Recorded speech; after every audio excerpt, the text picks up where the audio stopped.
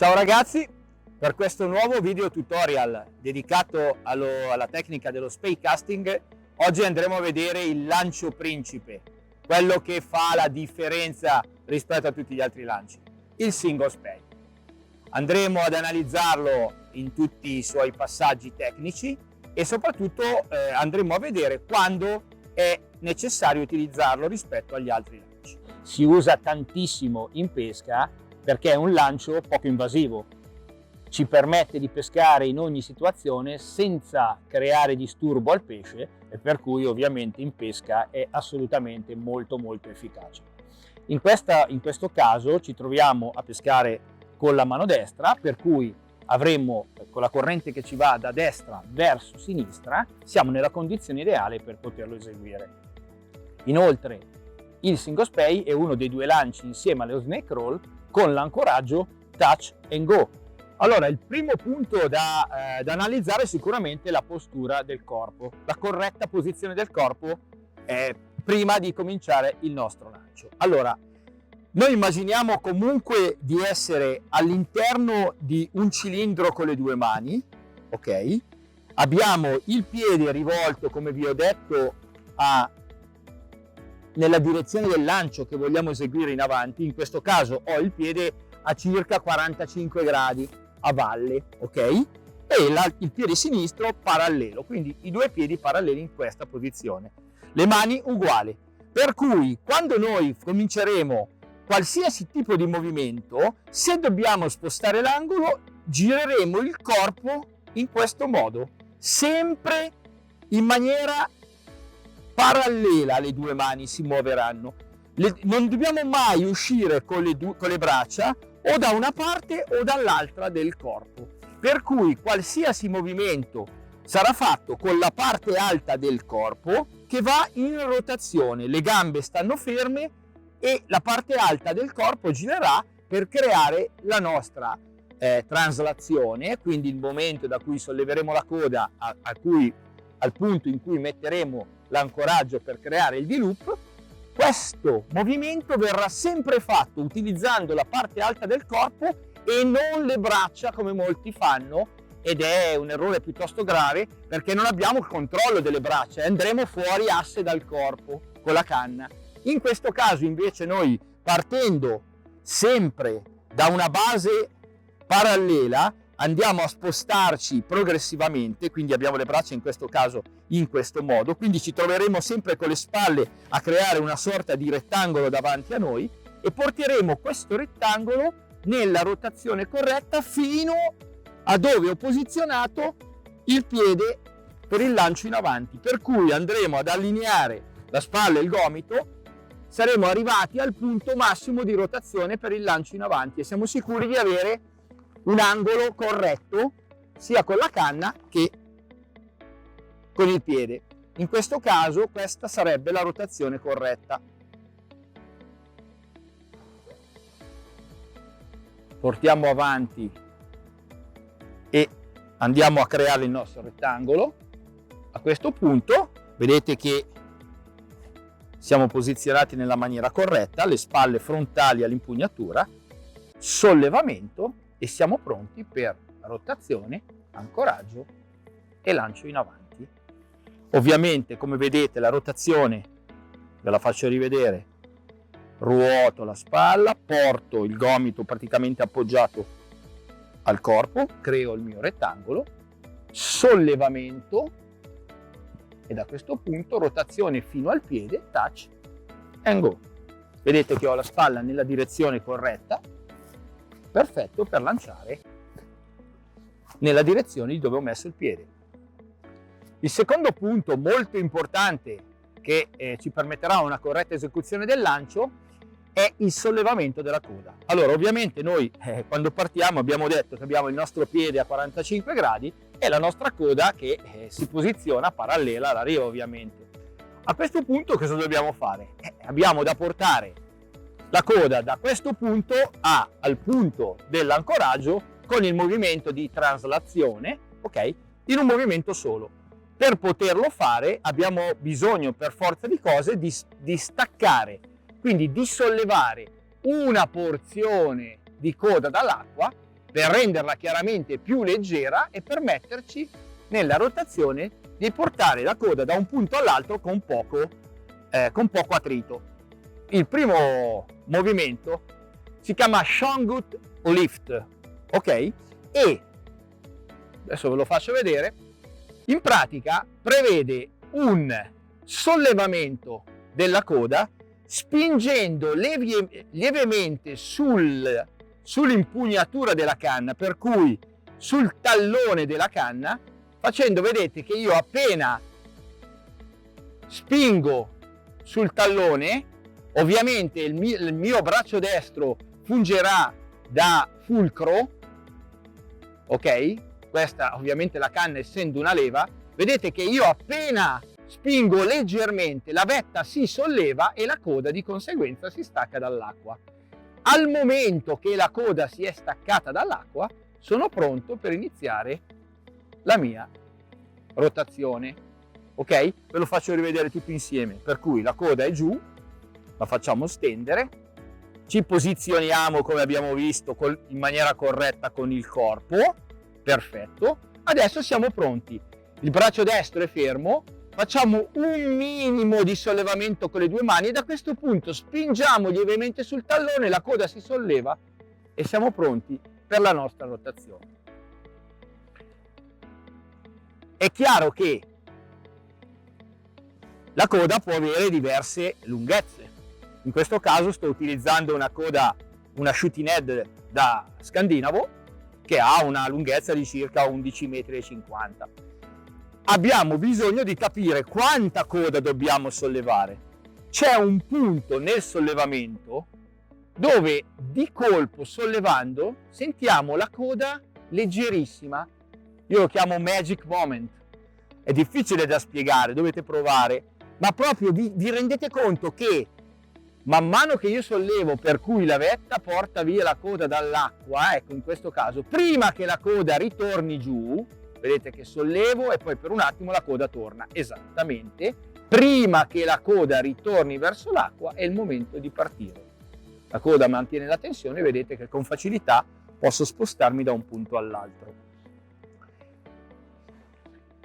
Ok, secondo punto basilare, abbiamo visto impostazione del corpo, abbiamo visto il sollevamento, adesso vediamo la traslazione. La traslazione cos'è? È il punto di, praticamente dal momento in cui ho finito il mio sollevamento, il punto in cui la vetta da punto del sollevamento arriva sopra al punto dell'ancoraggio, prima della formazione del mio D-loop. Per cui è importantissimo, come vi ho detto, utilizzare la parte alta del corpo, quindi sollevamento, rotazione. Vedete che arrivo esattamente fino al punto di direzione del mio piede destro prima del lancio in avanti. Per cui vediamolo in un movimento. Allora, riguardiamo tutto per step. Rotazione del corpo per caricarmi, metto la canna praticamente parallela al piede, sollevamento, eccola qua, transazione, rotazione, touch and go, ok? Vedete che in realtà le braccia stanno il più ferme possibile, è il corpo, ok, che va a ruotare per mantenere la coda il più tesa possibile da questo punto a questo punto.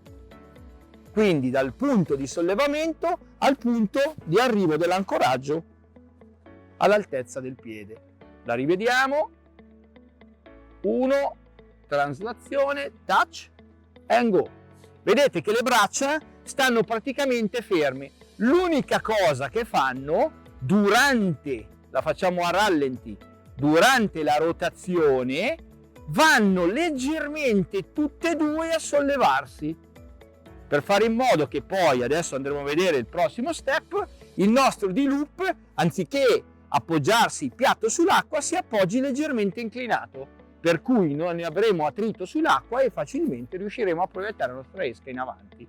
Adesso andiamo a vedere diciamo il punto focale di tutta l'esecuzione del lancio, la costruzione del D-loop, quindi l'ancoraggio touch and go, che praticamente andrà a caricare il nostro D-loop. Per cui rivediamo tutto da capo. Abbiamo detto che ci allineiamo, ruotiamo leggermente il nostro corpo, la canna diventa parallela al piede in cui abbiamo dato la direzione, da questo punto sollevamento, traslazione ed eccoci touch e creazione del D-loop. Questo è il momento cruciale di tutto il lancio. In realtà il nostro D-loop cos'è?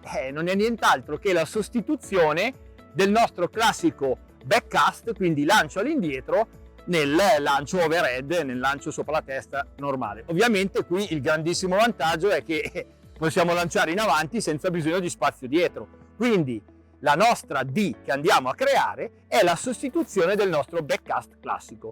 E per poterla creare in maniera corretta, come vedete, dal momento che io ho sollevato, vado a fare la mia rotazione e touch, mi blocco. A questo punto, ovviamente, la coda avrà un punto di attrito con l'acqua e il peso della coda unito alla velocità di rotazione andrà a creare la mia D. Quando ho creato il D, quindi la canna è carica, sono pronto per il lancio in avanti. Quindi andiamo a vederlo. 1, 2 il sollevamento, 3 la translazione, touch and go.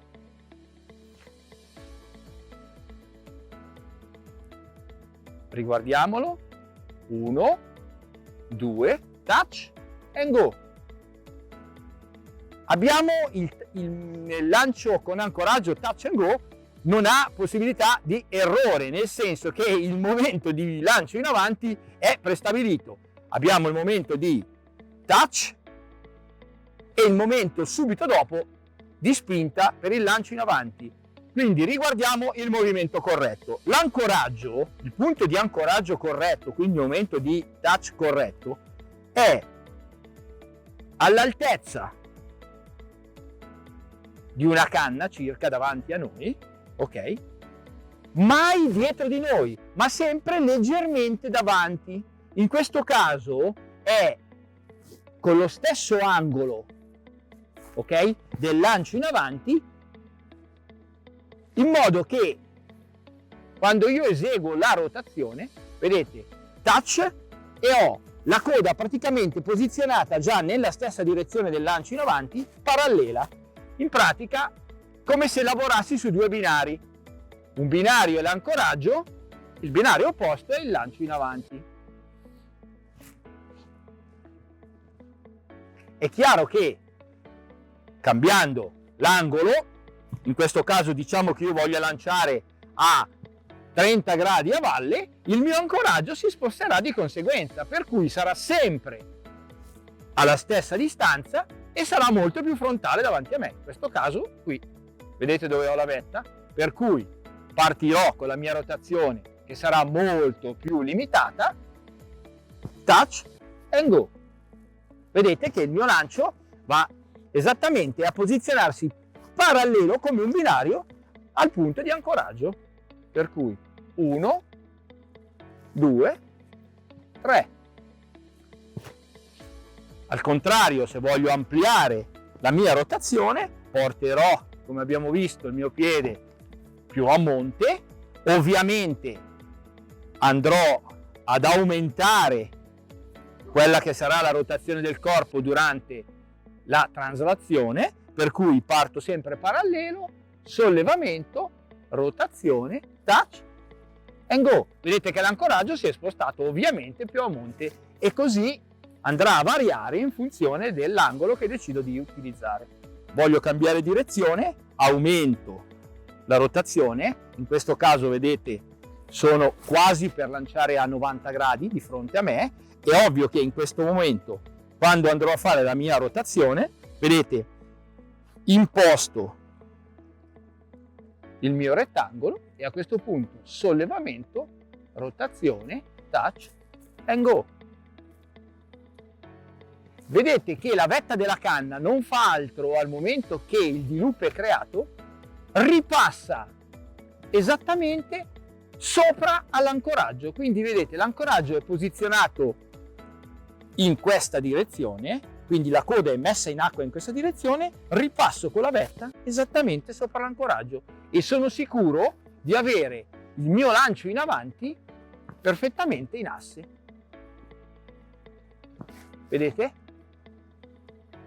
Tenete presente che, come vi ho già spiegato più volte, la coda ovviamente segue perfettamente quello che fa la vetta della canna, ok? Per cui qualsiasi cosa noi facciamo fare alla vetta, la coda segue quel movimento. È chiaro che nel lancio in avanti, con la canna a due mani, avremo la mano alta, che sarà quella che che esegue il percorso, ok? Che facciamo fare alla canna. Per cui tutto quello che fa la mano alta è il nostro volante, ok? Immaginate di guidare, il volante è la mano alta, ma per poter dare velocità al lancio abbiamo bisogno dell'acceleratore. L'acceleratore nella canna a due mani è la mano bassa, questa è una leva, per cui questo è il movimento, ok? Questa guida, questa accelera. Per cui, fatto tutta la nostra fase di lancio, abbiamo visto sollevamento, rotazione, touch, eccolo qua. È il momento di accelerare con la mano bassa e con la mano alta dare la direzione. Per cui ritorniamo con la coda, con la vetta della canna sull'ancoraggio e la mano alta andrà diritta verso il target di lancio e la mano bassa andrà ad accelerare in questo modo e otterremo un lancio molto performante. Ok, adesso vediamo come quando abbiamo bisogno di fare la distanza possiamo tenere la running line nelle mani in maniera corretta. Per cui tiriamo fuori la nostra coda, quindi la nostra running line. A questo punto non facciamo altro che passare la running line in mezzo alle dita della mano alta e facciamo una prima spira, la facciamo cadere in acqua, una seconda la facciamo cadere in acqua, una terza la facciamo cadere in acqua. A questo punto con la mano sinistra teniamo la running in mezzo alle dita, ok, in questo modo, e dividiamo facendo altre 3 spire, vedete, e la facciamo cadere in acqua. In pratica non abbiamo fatto altro che dividere la running line in 2 spire, una dentro l'altra, e andiamo a tenere ovviamente la canna, l'impugnatura, con le dita che non reggono la running line, per cui l'errore è quello sempre di prendere la running line in questo modo e portarsela nella mano. In questo caso, quando andiamo nel lancio in avanti, saremo costretti a togliere la mano dall'impugnatura. In realtà noi, facendo questo lavoro, possiamo scegliere le dita che vogliamo. L'importante è che le dita che vanno a reggere l'impugnatura siano fuori da quella che tiene la running line. In questo caso, adesso andiamo a vedere nel lancio in avanti, abbiamo diviso correttamente le spire, non ci resta che al momento dello shooting aprire le dita e avremo il nostro lancio performante in avanti senza rischi che la nostra running line crei dei fastidiosissimi garbugli durante l'esecuzione del lancio in avanti. Quindi rivediamo il tutto dall'inizio. Abbiamo impostazione del corpo, sollevamento, rotazione, touch and go.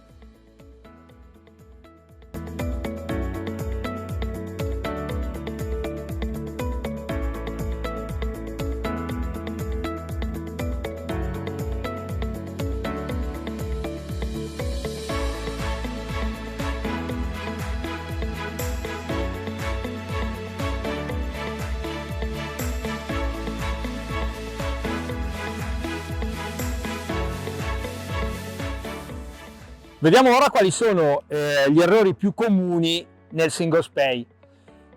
Purtroppo, essendo il lancio sicuramente più complicato, anche se visivamente sembra semplice, ma in realtà ci sono i passaggi, diversi passaggi che lo rendono particolarmente complicato. Proprio perché ci sono diversi punti da mettere insieme durante il lancio, anche gli errori purtroppo sono parecchi. Andiamo a vedere, diciamo, quelli più grossi che generalmente vengono fatti dal principiante e vediamo eventualmente come correggerli.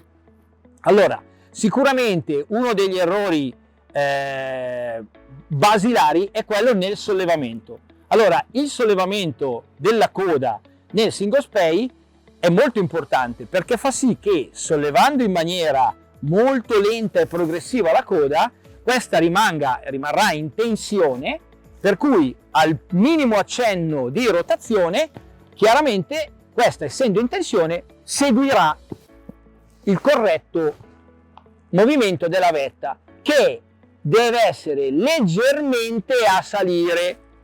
Ok?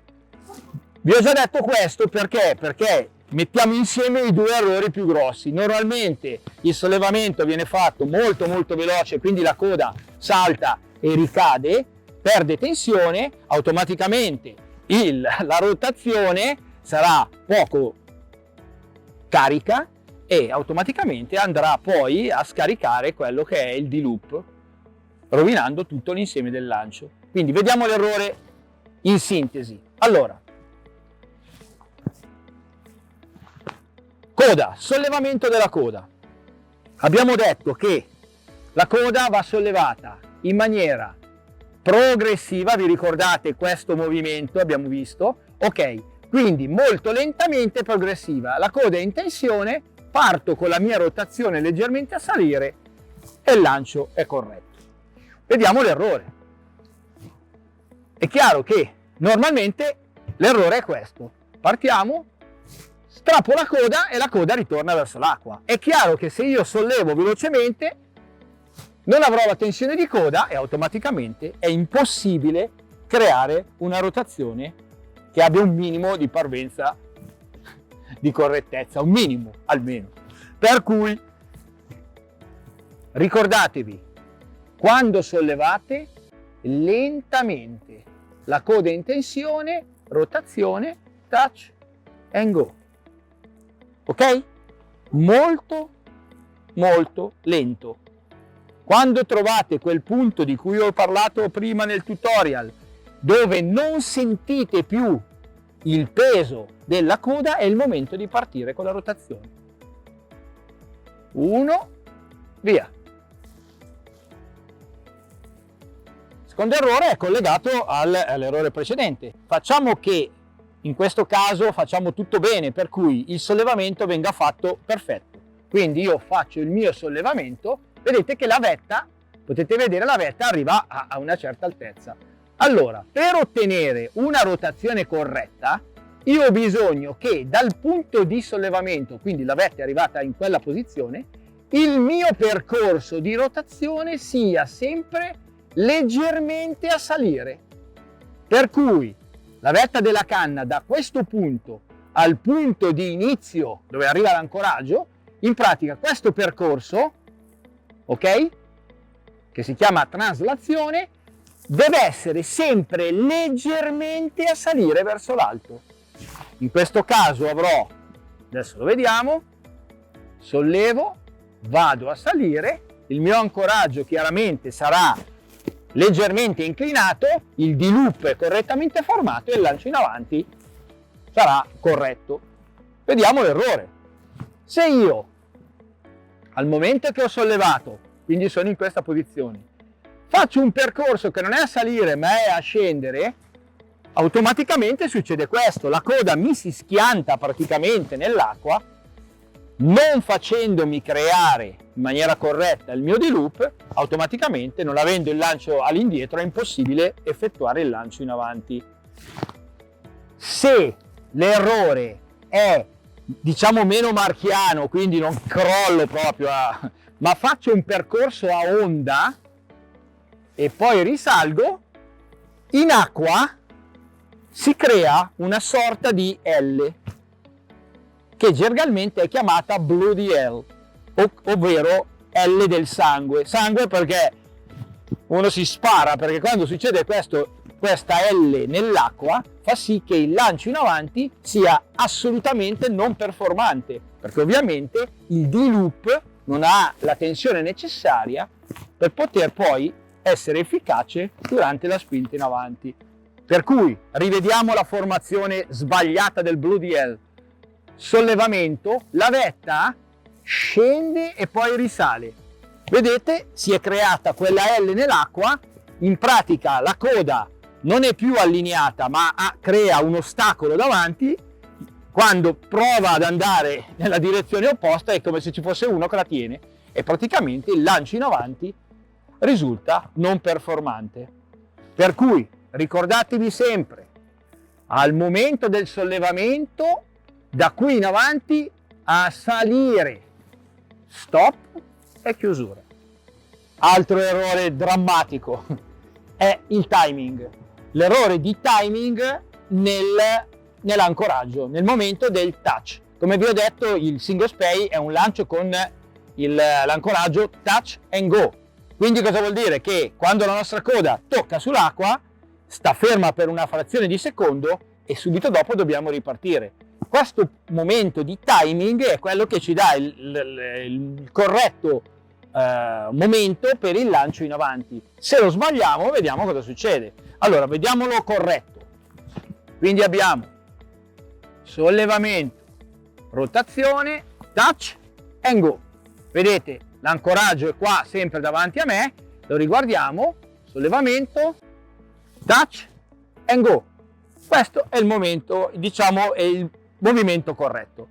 Vediamo cosa succede se noi ritardiamo il movimento di spinta in avanti. Per cui facciamo tutto bene, ma facciamo touch.